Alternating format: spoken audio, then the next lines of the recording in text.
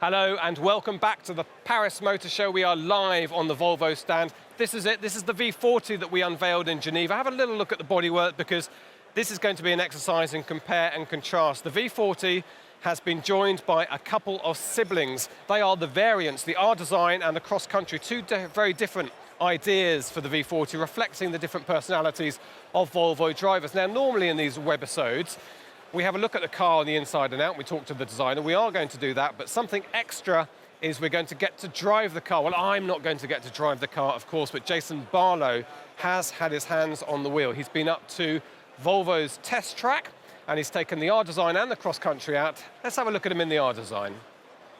Hi, I'm Jason Barlow, and you join me at Volvo's top secret test track, Hellerud, somewhere in deepest Sweden, where I'm just about to put Volvo's exciting new V40 R-Design through its paces.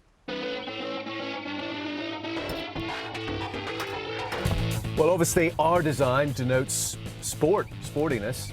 Nice logos on the seat, lovely soft nubuck leather, Alcantara on the seats as well. Everything feels business-like, and the business of this car is to deliver a more sporty experience. I do love the gear lever as well. That's like something from Tron Legacy. It's the only car I've ever driven that actually has a go faster stripe on the center console. I mean, that's very cool.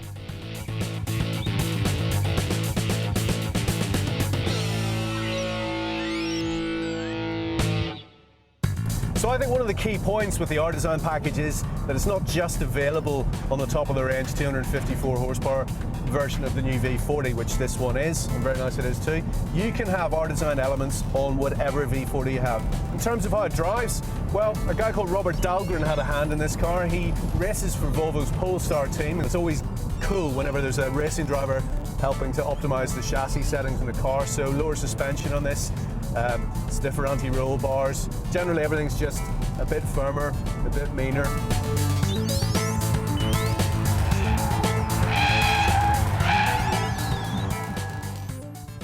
Rebel blue paintwork in this version. 6 other exterior colours are available. That is actually my favourite. Love it.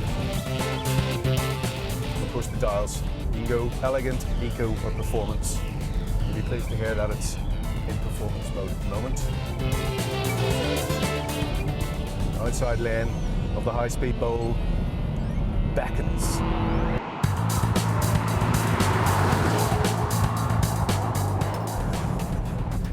Hands off the wheel, look at that.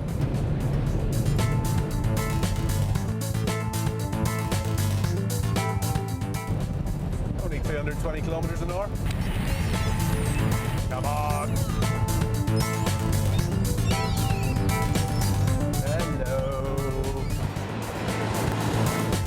And it feels businesslike and sporty. I just think it's a cool car. You driving around in circles could be quite so much fun. And I'm an R-Design kind of person, gotta be honest.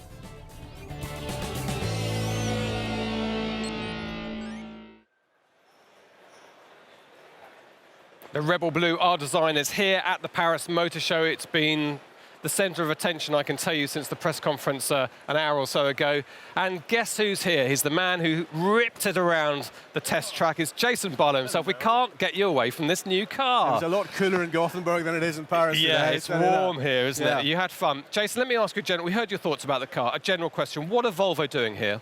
Well, a big trend at the moment, especially at the high end, the premium sector, is individualization, personalization. I think Volvo, what's really interesting is this is a volume manufacturer taking those trends into a bigger market. So, you know, the V40 is all about which V40 is you. And I like this one, Rebel Blue, big sporty. Yep. Well, I've never sat in a car before that has a go faster stripe on the dashboard. Yeah. And you referenced Tron Legacy, I noticed in your good little film report. Nicely produced. And you're such a geek, it wasn't just Tron, it was a specific film. Tron, yeah, well, I know the guy who did all the production design on that. Okay, now you're showing off. This is the R-Design thing, the alloy wheels. You know, this car is full of lovely detailing. You know, it looks great outside, and you get in it, feels good. And as I said, there's a go faster stripe inside. Brilliant. Jason, thank you so much for joining us. You're going to join us again in an hour's time. We're going to talk about the other one. Very quickly, I want to have a quick chat with Susanna. So, Dragon, be careful you don't fall off the edge here. We're hoping to give you a nice, good look at the car as we come round. Susanna, we've seen the outside of this car, this baby of yours. Very sporty, reflecting some of your customers' desires. Yeah. That's the idea, isn't it? Yeah, it is. I mean, we have customers that would like to be unique. They are extrovert, and they are very into sporty details of the cars. And the inside's quite something as well, isn't it? Yeah, it is. It is a completely black inside, and that is very much what the customer would like to see. Yeah. Just point out a couple of things for me. The alloy wheels look spectacular. Yeah. They are 18-inch, and they are in a diamond cut version. And it is optional. So for this car, it is 17-inch, which is standard then. So this is an option. And you can see that this sits a little bit lower. I Yeah. mean, certainly than the cross-country we're going to look at later. And Exactly, it's exactly. not just the trim, is it? There is a No. fundamental difference. Yeah, it is. But this car is also equipped with a sport chassis, and that is lowered 10 millimeters. So Okay, well, it looks terrific. Susanna, Yeah. thank you so Thank much you very indeed much. for joining us. We're going to Thank you. leave you with a little loop around as we have a look at the car. In an hour's time, we will have a close look at the cross-country, and it's been a very interesting experience seeing one car with the different variants and the way that they are reflecting the personality of Volvo customers. Join us in an hour's time.